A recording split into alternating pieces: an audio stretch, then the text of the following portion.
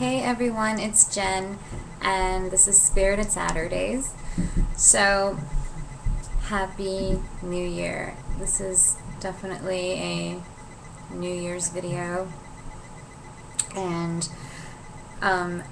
just wanted to talk about ways in which we can perceive the year that's passed and the year that's coming, also keeping in mind that our accomplishments don't have to be, or our growth or our process doesn't have to be divided up into years.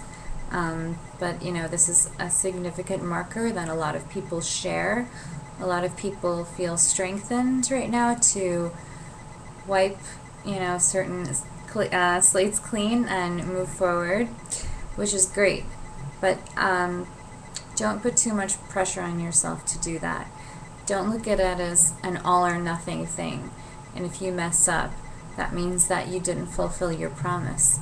Sometimes it takes trips, side tracking to reach a goal that you wanted, that you made early on, that you thought you were going to get to in a certain way.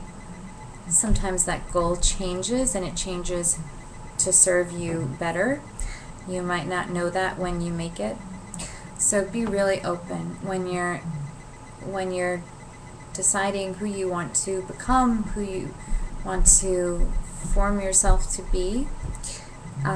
Be open and understand that it might not happen the way you foresee it, and that might not even be the best option. You have no way of knowing that now, so the most important thing that you can do is not judge yourself. If certain negative things happen to you over the course of the year, and say, a whole lot of negative things happen and two very positive things happen, I think it's really important to understand that those negative things were a part of the process, even if they seemed unrelated. And I was actually just talking to a friend about this, but those negative things had to happen in order to get to that positive thing, no matter how you want to twist it around. That was there to serve that purpose of getting you to the positive place, but now you can filter all that, weed all that stuff out, because it doesn't really matter anymore. It served a purpose at the time, but there's no sense in lingering and dwelling on it. It's like, imagine a piece of oak tag or construction paper, and you put glue all over it, and then you put glue, in a certain pattern or whatever, and then you put glitter on the glue, and and then you shake it off. You just shake it off. You let it dry for a few minutes, and then you shake it off. And what ends up sticking is the stuff that was supposed to stick, and the stuff that falls to the wayside was only there so that you can get glue on the parts that mattered. So that pattern wouldn't have been cemented like that if it weren't for the little bits here and there on the sidelines that you could just shed later. Those become maybe disposable, maybe not. Maybe you can use them for something else. But just try and look at it something, in that kind of a way, that every part of the process is important and nothing is a waste. Slip-ups are part of it. Might be a part of the process. It certainly doesn't cancel out progress. In fact, if you shift your perspective, slip-ups can actually strengthen your process. It's all about your perspective, how you look at it. Also remember that you're not going to have the most accurate perspective while you're in the middle of it. So accept that it's okay not to know what this might mean. Like if you're slipping up and you can't see how in the world that how anything good can come from this, or how this even in and of itself can be positive in any way, that's okay. It's understandable. You're in the middle of it. You don't have that broader perspective, but at least know that there will be a broader perspective. At least be open to that being shown to you. Understand that you won't know how that will be shown to you, and that's okay. Just be patient with yourself. Be kind to yourself. Don't necessarily, this is what I'm trying to do and what I've tried to do in the years past. You know, don't look at the past year and focus on, well, basically, like I said earlier, on the negative, and think of the negative as just as vital as the positive. But also don't look at the negative, don't focus on ways that you haven't grown, focus on ways that you have grown, and then build on that. When you think about the years past, don't say things to yourself like, I still do this, I'm still doing that. Also, don't project ahead into the future by saying, if I don't do this, like a negative, like a self-destructive thing, like, well, if I'm still doing this and so, or even like when I'm still doing this and so time. Don't project and envision, you know, those bad things going on. Don't even, if you're trying to get rid of something negative about your life, I would say don't even consider the possibility that it will still be there.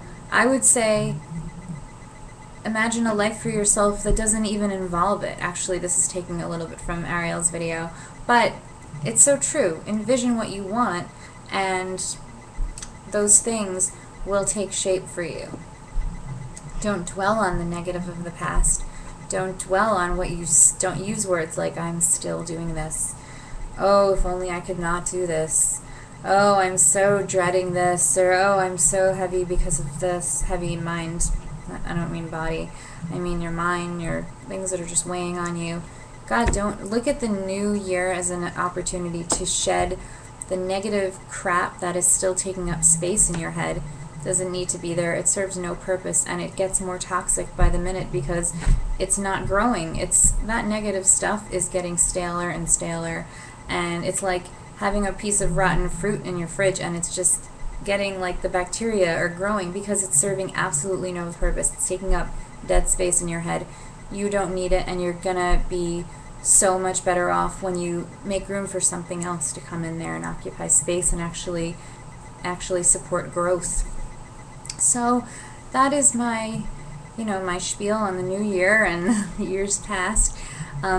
Guys, I'm with you. We're working on this together. We're all with you, our Freedom Fighters team. We are together in this. Nobody is alone. Make sure that you use this year to reach out, to remember that you're not alone, to get excited about things in your life, to find things that really stimulate you and really connect you to something, you know, that aligns with your actual purpose in life. If you don't know what that is, that's okay. I don't say that to pressure. Just remember that you're not alone and that you have so much potential, and don't hype it up so much as just a New Year thing. Really remember it. Really remind yourself, if you can, a little bit every day that there's so much for you in this life, that you have so much to give. And I hope that you have a really great time celebrating the New Year, whether it's going out and having a big party or just being alone or with somebody else that you care about, or with your pets, or whatever it is. I hope that you do something that means something to you. It could be big or small. And then just, you know, hope that from there on in you continue to celebrate yourself and continue to reward yourself for the strides that you've taken.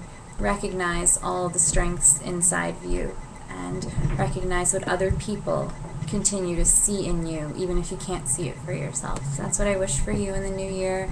I wish you growth and love and good company and passion and happiness and joy, and allowing yourself to feel all of the feelings that exist within you, because that's what creates you as a person, and that's what makes you precious and special. So have a great new year, and I'll see you next week. See you next year.